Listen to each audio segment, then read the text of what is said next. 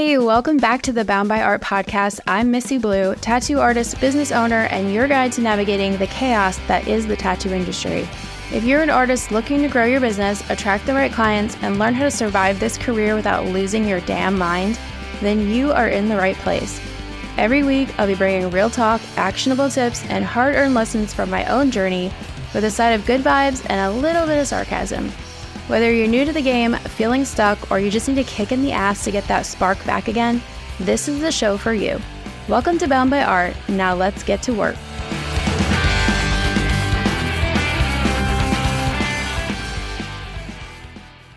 Let's talk about a reality we all face in creative fields and service-type industries, the slow season. You know those times when everything feels uncertain, appointments are getting fewer, and it's tempting to just ride it out and hope for the best. Yeah, I've been there and I know how tough it can be. But here's the thing, the slow season doesn't have to be a setback. It can actually be an opportunity to level up. Today, we're going to dive into how you can use this time to your advantage. I'm going to share with you some tips, my own personal experiences with the slow season, and the strategies I've created for everything from planning your finances and boosting your side hustle to building better systems and fostering meaningful connections. This is about working smarter, not harder, and setting yourself up for success when things start to pick back up. So let's get into it and make this season a stepping stone and not a stumbling block. I'm going to be so honest with you right now. I'm going to be going over a lot of ideas and information on how to survive the slow season in this episode. And if you're anything like me, you probably get overwhelmed easily, visual aids make everything better, and you love a good old checklist. I thought so. So I went ahead and made one for you. You can download the survival cheat sheet at boundbyart.com/survival. Winners are made in the off season. You may not know this about me, but I played roller derby for almost 12 years. Our season started every year around March and ended in November. And something our coach would always say to us was, winners are made in the off season. While other teams were taking time off, taking a break, not working out, not training, not practicing anymore, we trained. And I loved that. I can remember being so mad that we had to take 2 weeks off in December for the holidays. All I wanted to do was skate and train and get better. While everyone else was taking a break, we were working our asses off. They were home stuffing their faces, being lazy, not working out, not training, not studying during the holidays, while we went to work. We trained hard, we skated hard, we practiced until we puked sometimes, we fueled our bodies properly, and when the next season started, we hit the ground running, we came in hot, we dominated, and left the other teams wondering how the fuck we got so much better in such a short amount of time. Because we fucking trained for it. We put in the work. Literally, it is the only way. The same goes for tattooing or any business for that matter. The only way you're going to get ahead is if you keep crushing it while everyone else is taking a nap. They're on vacation, they're taking time off, they're going home early, they're coming in late, not putting in any effort.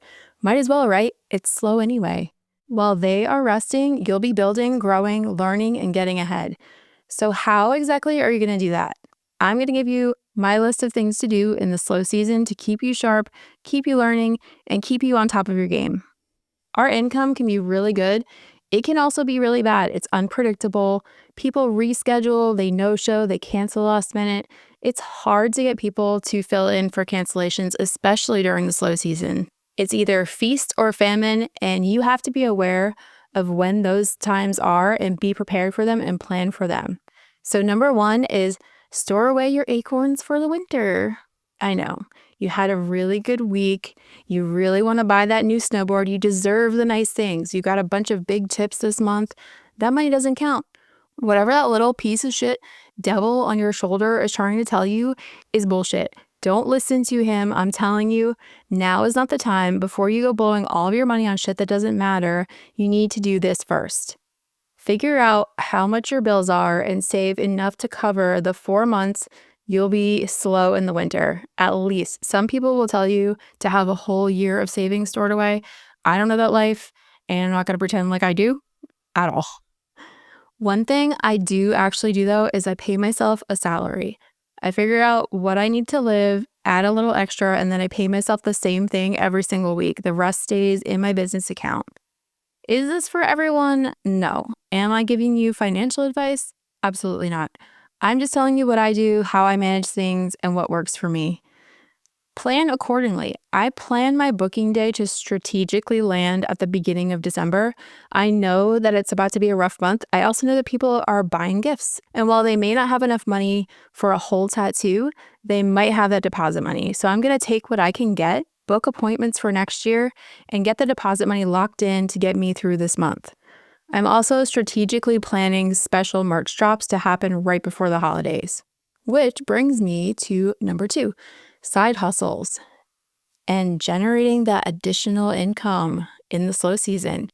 I would be willing to bet that you have at some point in your life had some kind of side hustle. Maybe tattooing was actually your side hustle when you first started. You had a full-time job somewhere else and tattooed in the evenings or on the weekends or something. When I was an apprentice, I worked full-time at my job overnight at Target while working my side hustle, tattooing, during the day. That's right, I did not sleep like at all. But even before tattooing, I always had some kind of side hustle making or selling something. As a kid, I did bracelets and slushies and fruit stands and things like that. I would sell to my friends at school. I'd sell stuff on the side of the road. As a teenager, I commissioned paintings and drawings. In my 20s, I designed album covers or business logos or, whatever random. I did like a greeting card for somebody one time. I also used to make these little voodoo dolls.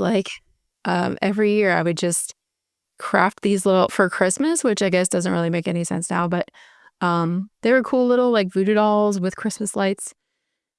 Then as a tattoo artist, I became what my coworkers and clients refer to as the merch queen, which I don't feel like any type of royalty, and I definitely don't get any kind of like royal creator benefits or perks, but I do have an extensive library of shit that I make. If you're interested in checking it out, I will insert my shameless plug here, so feel free to search me up on Etsy under Bound by Art Project. I wish I had a cute, neat website link for that, but alas. Anyway, let me rein myself back in. I have a lot of merch. If you look at any of my merch, you will very clearly see that it all makes sense. It aligns with who I am and what I do and what my tattoos look like, what my clients would like.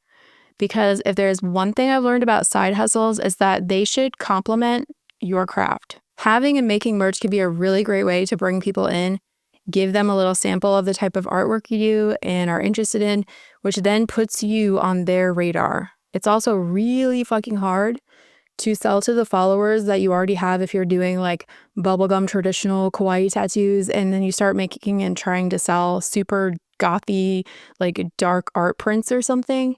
Your followers are going to be caught off guard and asking questions like, what the fuck? We don't want to confuse people and we want to keep giving people different avenues to buy from you, but it can't all be different avenues for different people unless you're trying to switch gears and want to start leading your clients into a new direction. Let me give you an example. In the before times, before I did pet portraits, which is primarily what I'm known for doing now for my tattoos, I started painting pet portrait ornaments. So randomly painted an ornament for my friend. Her dog passed away. I painted her dog on an ornament for her.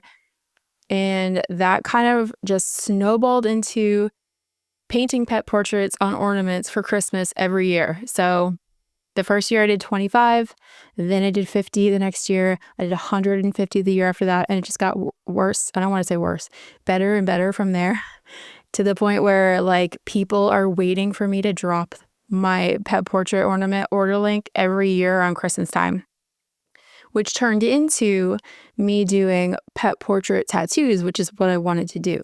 So my side hustle of painting pet portraits on these ornaments led to my pivoting the focus of my tattoo career to doing more pet portraits. So that is possible to switch gears. But again, I was already doing animal tattoos. I was already doing like color stuff. So it wasn't so far off that like my followers would be confused or concerned about my mental state or anything like that. But now I'm able to promote my side hustle in a way that supports what I do with tattooing. Having a planned and strategic merch drop like my pet portrait ornaments also creates this kind of exclusivity and scarcity, which is also a key element to having a successful launch of your merch. So every year, people know I'm going to be painting these pet portrait ornaments. They never know how many I'm going to take because I never know how many I'm going to take. It's really dependent on how much time I have in December. Like sometimes I'm completely booked out with tattoos. So for example, this year, I just opened up my link to take ornament orders and I said, I'm going to take 12 because that's a manageable amount for me. I know I could probably do 12 in like 2 days tops if I'm like really focusing on it. So I post up my link, or before I even post the link, I post something saying like, I'm going to be taking pet ornament orders this Friday at this time, like keep an eye out, blah, blah, blah. So I'm building up this excitement for it. So they know it's coming. They know they want to have like finger on the button, like ready to go whenever I launch that. So Friday, I forget which day it was. I think it was like November 1st on Friday, right after Halloween, because I'm that bitch. I am decorating for Christmas right after Halloween because I am crazy Christmas lady. I love Christmas. Anyway, so November 1st, I post my link and within a couple of hours, all of my ornaments are sold. And I keep raising the price, by the way, and people keep buying them. And I keep raising it, so hoping that less people will want them, but they keep buying them. So I'm kind of at this point now where it's like, I almost feel bad charging more than I am for what I'm doing, but I don't know. I'm trying to be fair, but also like I don't want to only paint pet portrait ornaments for all of December. So, I create this hype around my launch and people are just waiting and waiting and waiting for it. So immediately when it drops, I sell out. So having a strategic plan like that and having like a system where you can build up your excitement and you can let people know it's coming and have this whole like kind of breadcrumbing your way up to the launch day really makes people buy and they buy quickly. So if you're going to do some kind of merch drop every year, you want to repeat it. This is a thing that you can do where you're like, I'm only doing it for this month and then that's it and not taking any more orders until next year. And then it creates an excitement like Christmas is coming, it's coming back around. They want to buy this thing, but you can't. So people ask me all year long about making pet portrait ornaments. I'm like, no. They're like, it's July. And they're like, are you still doing pet ornaments or pet paintings? I'm like, no, it's July. I'm not doing them.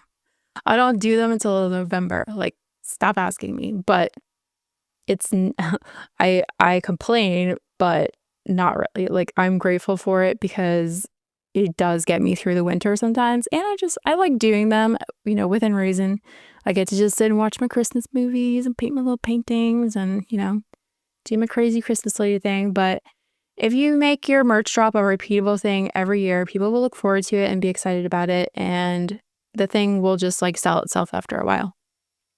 So speaking of systems, I know I apologize in advance. My nerd is about to show. I'm about to actually get really nerdy on you and you just need to give me a chance and just shut up and pay attention because this is where all the magic happens, okay? Use the slow time to create systems. If you're already objecting to this idea, let me assure you that I am not and I never have been this person, okay? My entire life, I have been this fucking anarchy, fuck the system, let's start a riot type of person at my core. I've always hated the idea of structure and being like put into a box and told what to do. Like, fuck you, you don't tell me. Does it sound familiar to you? Yeah, okay, so you know where I'm at. But then someone put me in charge of things. It was me. I put me in charge. Literally, no one asked me to take charge of anything ever. But here's the problem. My brain is literally broken. I have ADHD with severe executive dysfunction and zero impulse control. Let me put this into perspective for you. Imagine if you just fed a toddler a bunch of caffeine and candy, and now they have the keys to drive the bus that's taking everyone to school. That's me. You'd want some real structure, right? Real fucking quick. Well, what I realized very quickly once I started tattooing, and especially once I opened my shop, is that I cannot function unless I have routines, systems, rules, and structures. Trust me, this was devastating news to me as well. My free spirit died a little the first day I wrote my first system, but don't give up on me yet. Let me explain. I found that having these routines and systems and rules and structures allows me to not think about the bullshit that I don't want to think about and be creative and free-flowing as an artist where it matters while I'm creating art, right? Who the fuck wants to get creative about a booking system? No one. No one is out there talking about how free-flowing and artistic their method of like buying tattoo supplies is. My point is, the more systems you can create for these boring, mundane, bullshit tasks that you hate doing, the more time, energy, and space you free up for yourself to create. Let the systems do the hard work so you can focus on creating. I say all of that so that I can say this. Use the slow season to create your systems. Streamline your systems, like create a booking process, plan for your plan. For example, social media content planning. I just in the last 2 months started planning out my social media months ahead. I know that sounds so crazy, right? But right now, in this moment, I already know what I'm going to be posting in 3 months from now. Do you know how freeing that is? I can make plans to film reels and I don't have to sit around frozen in the moment like, what am I going to post? And what do I want to say in the caption? And is it the right time of day to post? And I'm strategic and intentional about what I'm doing, and it's easy. You can create a system for literally anything, a budget, organizing your receipts, how you plan your convention schedule. And when you do, you'll get it, you'll understand, and then you can come back here and let me know I was right. Thanks in advance. Number 4. Do all the things that you won't have time for later. I know that sounds so oversimplified and like a no-brainer, but you would be surprised how many days and weeks go by before you actually get to doing the things that you said you were going to do because you won't have time for them later. So just bite the bullet or eat the frog, as they say, and just fucking sit down, schedule your appointments with your doctor, your therapist, your accountant, your mom, your brother, your best friend from college, your long-lost cousin. You have time, do it now. Make a plan for the first quarter of next year. Do tattoo artists even have a plan ever? Do they see their year in quarters? Like, I feel like these are things that tattoo artists don't use because we are artistic brains and we don't think in structure and rules and systems, but I make personal and professional goals for myself each quarter. It's easy to say that this year I'm going to do A, B, and C. You have a whole year to get it done. What's not easy is saying in the first 3 months of this year, I'm going to do these things. And then you have to do it like right away. Now, you have to start now because that clock is ticking. While you're planning your quarters, decide your overall plan for next year. Do you want to travel? Do you want to take a family vacation? Do a guest spot or two? And where do you want to do these guest spots? Always looking for guests at my shop, by the way, Bluebird Tattoo, Hanover, Pennsylvania. Are there any events you keep meaning to plan for every year and forget? You get too booked up and then it's too late and you can't do them. Go through your schedule, plug in all of your personal time. This is something that I just started doing. I realized just a few weeks ago that I have been planning my work first and then scheduling my personal life around work. That's so fucking backwards. I've been doing this for so long that it just felt normal to me. So let me tell you this other super nerdy thing that I just did this week, actually. I took a notebook and I wrote at the top of the page, me time. Underneath it, I wrote all of the things that I want to do each week, each month, each year. And then I made one for family time and I filled in what looked like basically a wish list. Things like go to all my kids' sporting events, dinner with my family 4 nights a week, one-on-one days with each kid once a month, family day trips, vacations that don't involve me working 50% of the time. And then I wrote down all the work I want to plan around my life because what the fuck am I doing all of this for if it's not to live my life and enjoy my life? Do all these things that you won't have time for when it's so busy that you can't even breathe. Do them all now, and maybe next year you can reap the rewards of it and just enjoy the holidays with your family. That's my hope anyway. Number 5, draw. Another no-brainer, but for real. This is an excellent time for you to draw and create an entire library of wanna-dos for later. Use the slow times to create pre-drawn designs. You may not book them right away, but just having a bunch of cool designs for people to choose from will help so much in the busy season when you're just begging for some extra breathing room in your schedule. It will be one less appointment for future you to draw for, which is a great segue into a topic that I'm 1000% positive all the artists at my shop are so sick of hearing me talk about: batch working. Batch working. It's awesome. So batch working is a productivity strategy that I now live by. You guys had no idea it was this nerdy, did you? Surprise. So, like I was saying, batch working is a productivity strategy that I live by now. And when translating it into what we do, not only does it make us more efficient, it helps us produce more art in general. So what does batch work look like for a tattoo artist? For me, it looks like a shit ton of thumbnails. When I sit down to draw anything, an appointment or just a wanna do, I use thumbnails. I will draw sometimes 12 to 15 different quick sketches of an idea. Then I'll pick my favorite and work on that one until I get bored. Then I grab my next favorite and I work on that a while. I won't love every single thumbnail, but a majority of the time I can get a whole handful of cool new designs based off of one idea that I can now use. And even if in the moment I don't clean up all the thumbnails to use for a design, I now have these quick sketches that I can come back to that I might use for another day when I'm looking for inspiration. It makes things easier for future me, and really that's all I ever want in life, don't you? You can use these designs for multiple different things. So maybe use a couple of them for tattoos like wanna-dos, and maybe use a couple of them to make into stickers or a print or something. So you have endless ideas of half-started drawings that you can use anytime you want to. Number 6, learn a new skill. The slow season is the perfect time to learn something new. What have you been wanting to learn or study or practice, but life has been too chaotic and you never had time to sit down, read, or experiment?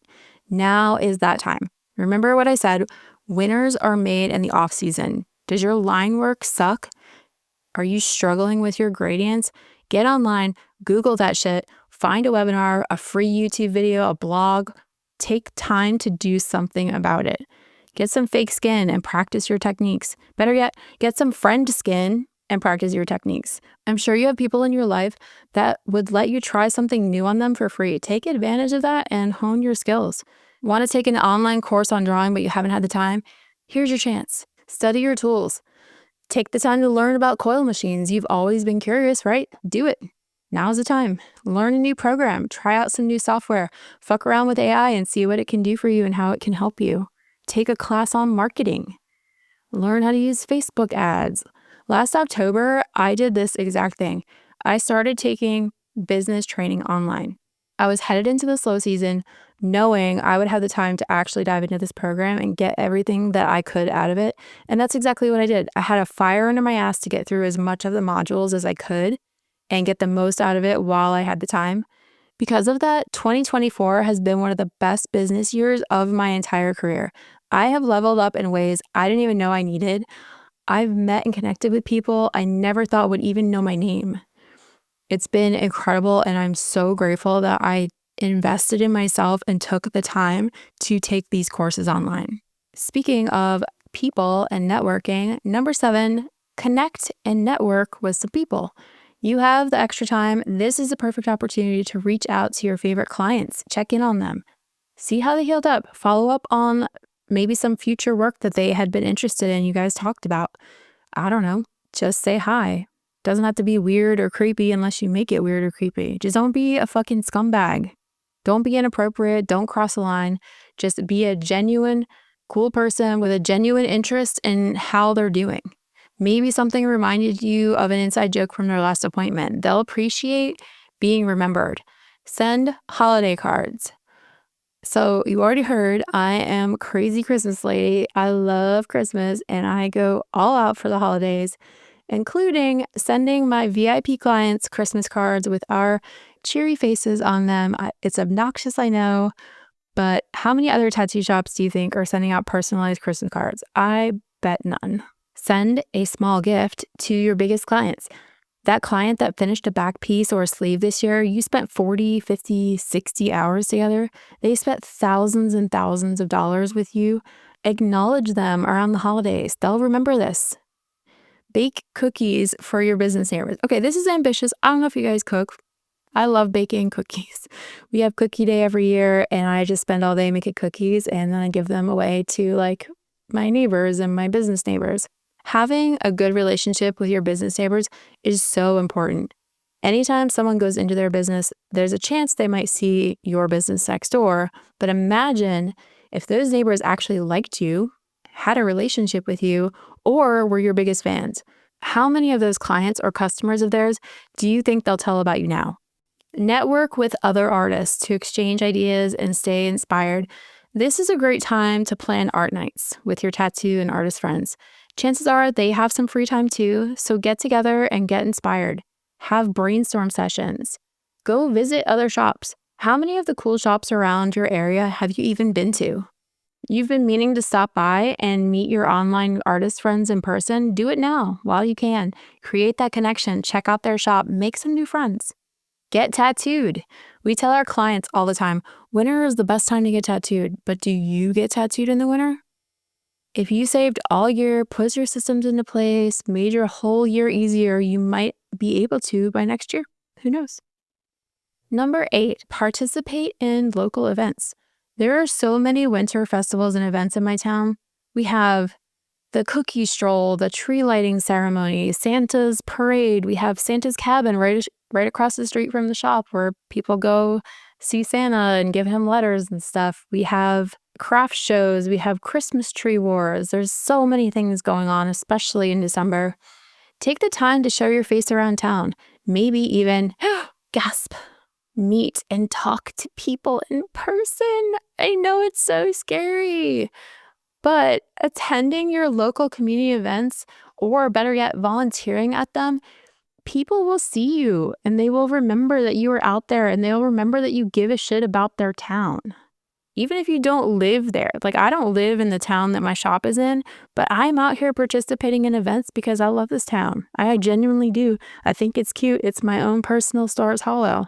If your town has craft shows, a lot of times there's holiday craft shows, maybe get a booth and sell some of those side hustle things that we were talking about earlier. Partner up with other businesses or artists, or possibly host your own event like an art show or a fun giveaway. Collect donations for Toys for Tots or a local homeless shelter. Every year we do a fundraiser and we collect donations for Safe Home, which is through the YWCA. They provide services for victims of domestic violence, like women and children. So that's something that we are a big part of. And not, we're not doing any of this just because we want to like get more clients. Like we genuinely give a shit and we genuinely want to help. This is a cause that I'm really passionate about. And, being a predominantly women-run shop, this is important to us. This is something that we care about. So we are always planning events and keeping Safe Home in mind. There are endless community events and organizations that you can attend and be a part of. Getting out there and being a part of the community will set you apart from other shops and artists in your area, in your town, and it puts you on your potential clients' radar. And like I said, not because we're not doing these things because we want to be on their radar. It's just things that you should be doing anyway, and that's what's going to set you apart and people are going to notice you. Number 9, get loud, be visible, promote yourself. Just because it's slow doesn't mean you have to stop trying. I hear it all the time. I haven't had anything to post. I haven't done anything cool, so I haven't posted for a few weeks. What about literally everything that you've done up to this point in your career? Just because you posted it once doesn't mean it's old news or that it doesn't count anymore. Reuse that shit. You worked so hard on everything that you did this year. Why do you only want to post it once and then let it die out there in the social media graveyard? Resurrect that bitch, post it again, do some my favorites from this year posts, or just post it unapologetically. Who gives a fuck? I promise you, no one is sick of seeing that tattoo that you did 4 months ago, posted once and never again. They either didn't see it at all the first time or they forgot about it. Don't be forgettable. Don't let them forget about it because it's fucking awesome and you killed that tattoo and you should be proud of it and proud enough to post it again. While you're at it, repost your wanna-dos and any art that you're working on. Post and repost. Be intentional about posting any and all new designs, your available time slots, any personal updates, including those classes that you're now taking because you have the time to take them. Whatever you're working on for next year, the new direction that you want to take your art in, we all want to see that. Be annoying, be loud, haunt them. They want you to, or they wouldn't have followed you in the first place. This is a good time to go through your whole year and really look at all of your posts from the year. And number 10, reflect, inspect, and reassess. I like to periodically analyze and maybe probably definitely overanalyze what worked and why did it work, and what didn't work and why did it not work.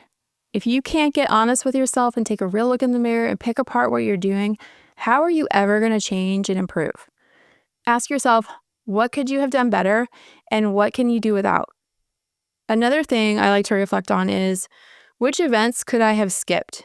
There's been plenty of conventions, guest spots, promoting opportunities that did not go as well as I'd hoped for. And I definitely should have sat them out. Imagine if I didn't even acknowledge that and I went back again next year only to realize, fuck, last year sucked too. And now I remember saying I didn't want to come back here, but I'm already here. Reflecting on the year can help you come up with a better plan for next year and set yourself up for better success. Lastly, number 11, don't quit. Don't give up. Even in the slow times, it's always temporary. It always comes back around. There's been so many times in my career where I have been afraid. I have been concerned. Am I gonna get another appointment? Am I ever gonna get another tattoo? Am I gonna make enough money to pay my bills? Is it ever gonna pick back up? Guys, I've been doing it for 20 years. It always picks back up. It always comes back around. The problem is not that there's these dips and these slow seasons. The problem has always been I wasn't prepared for them. I wasn't expecting them. So I didn't know how to get through them because I wasn't anticipating them coming. If you can anticipate it and plan for it, you can get through it. We're survivors, guys. Being a tattoo artist is really tough sometimes. But we're tougher. We're creative. We're thinkers. We're dreamers. We can pivot. We can push through. And the ones that do will come out on the other side a stronger, wiser, badass with a plan for how to kill it next year, while the ones who sat around whining, complaining, taking no actions to improve their situation will continue to give up, to quit, fall apart, while we just pass them by. Which one are you going to be? I want you to be the fighter. I want you to be the one who has a plan. I want you to be the winner that was made in the off season. If you've been feeling the pressure of this year's slow season and want to take action but don't really know where to start, don't worry, I got you. I put together a survival cheat sheet. I know, so nerdy, but it's a checklist of all my tips and ideas to help you thrive when things start to get quiet. If you're ready to make the most out of your downtime, head over to boundbyart.com/survival guide to grab your free checklist. All right, guys, that's it for today's episode. I hope you're feeling inspired and ready to make some moves today. Remember, it's all about showing up, putting in the work, and staying true to yourself. If you got something out of today's episode, share it with a friend who might need to hear it, and make sure to subscribe so we can keep this momentum going. Get updates on all of our latest episodes, events, and more by following us on social media at Bound by Art Project and by heading over to the website boundbyart.com. Thanks for hanging out and putting up with my shit. I'll see you next time. Now shut up, quit making excuses, and go get better.